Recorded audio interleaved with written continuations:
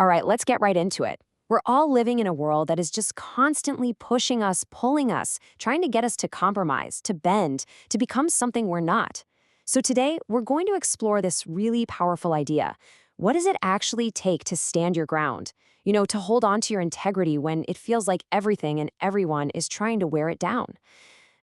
This quote, whoever wrote it just nails it. Did you catch that little shift? It's subtle, but it's huge. The point isn't to go out and change the entire world. I mean, wow, that's a lot of pressure, right? The real goal is internal. It's about refusing to let the world's negativity, its compromises, its pressures change you. It's about integrity as a way of life, not just some strategy to get ahead. And that right there, that's the big question, isn't it? How do you actually become that kind of person with that kind of inner strength? Because let's be real, you're not just born with it. It has to be built. So how do we build it? Well, the answer seems to lie in these three pillars that all work together. First, you have character, which is all about doing the right thing, period. Then there's presence, which is about actually being in the moment to do it. And finally, strategy, which is having a clear plan for how you put it all into action. We're going to break down each one. So let's start with the foundation, the bedrock that everything else stands on, character. This is that deep down, non-negotiable commitment to doing what you know is right. I love how Confucius puts this. Character isn't a passive thing. It's not enough to just know what's right. Real character is having the guts to actually bridge that gap between knowing something and doing it, especially when it's hard. And this right here, this is the battlefield we're on every single day. Choosing the easy way out when you know what the right way is, that's not a neutral choice. It's a tiny surrender. It's a small step toward letting the world reshape you. Every time you make that convenient choice, you're letting the world change you, just a little bit at a time. And this idea goes even deeper. Dr. David Jordan argued that real character isn't just a private thing. It actually extends to how we treat every living creature. It's not just about what you do when someone's watching, it's your fundamental attitude toward the world. But here's the catch. Having all the character in the world means absolutely nothing if your mind is 1,000 miles away. And that brings us to the second pillar, which is so critical, presence. It's all about defending your own mind, your inner fortress, from all the noise. The writer Ryan Holiday has a great word for this enemy, preoccupation. And you know exactly what this feels like, right? You get a stressful email from work, and boom. You might be physically sitting at the dinner table with your family, but your mind is completely back at the office. The outside world has just invaded and colonized your attention. And this is so, so important. The world changing you doesn't always look like some big, dramatic moral failure. A lot of the time, it's quieter. It just looks like distraction. It's the slow drip, drip, drip of your attention getting stolen by anxieties and noise, robbing you of the present moment. There's this little parable from Anthony DeMello that's just so perfect. It says that the peace and the answers we're all looking for, they're right inside of us. But we're so busy looking everywhere else, so distracted by everything outside, that we never even think to check the one place they're guaranteed to be. The Roman Emperor Marcus Aurelius gave us this incredibly powerful tool for presence. He said, "Do every act of your life as if it were your last." Now, this isn't about being gloomy. It's a demand to be 100% committed to whatever is right in front of you.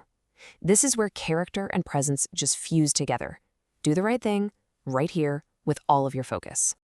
Okay, so you've got character and you're working on being present. But how do you actually turn that into effective action? That's where our third pillar comes in, strategy. Think of it as the operating system that helps your values actually do something in the real world. This line from Seth Godin is just brilliant.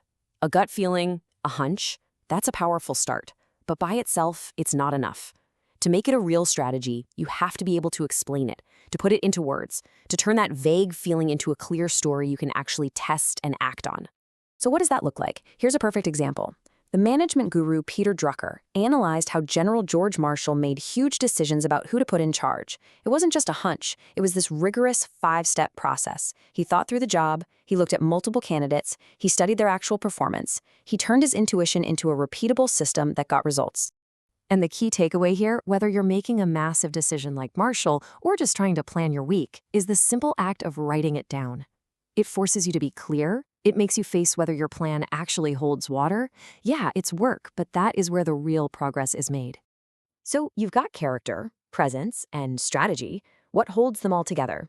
Well, it's this commitment to what the ancient philosophers called the examined life. This isn't really a fourth pillar. It's more like the energy that weaves the other three together into a single, deliberate way of living. See, without this constant, active examination, each one of these powerful pillars starts to crumble. Character, if you're not careful, just becomes blind habit. Presence can turn into just a fuzzy, sentimental feeling. And strategy, it just becomes busyness. Lots of motion, but no real progress. Aesop's fable just says it all, doesn't it?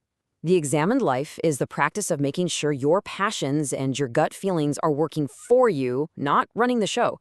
It's about using that fire to power your goals, not letting it burn everything down. And really, it all boils down to these three simple disciplines. 1, reflection, taking the time to look inward. 2, articulation, making your thoughts clear and explicit. And 3, action, actually closing that gap between what you know is right and what you do. Okay, so this all sounds pretty big. How do we bring this philosophy down to earth? How do we make it a real daily practice? It comes down to thinking about what you're planting every single day. Being a person of character isn't about one big, heroic moment. It's about all the small, consistent choices. Every single time you choose to act with character, every time you pull yourself back into the present moment, every time you take a minute to clarify your strategy, you're planting a seed. The harvest you get later is the direct result of that steady, daily work. And that brings us right back to the beginning. The pressure from the world is never going to stop. It's always going to be there, trying to reshape you. So really, the only question that matters is the one on your screen right now. What are you planting today to make sure you can hold your ground?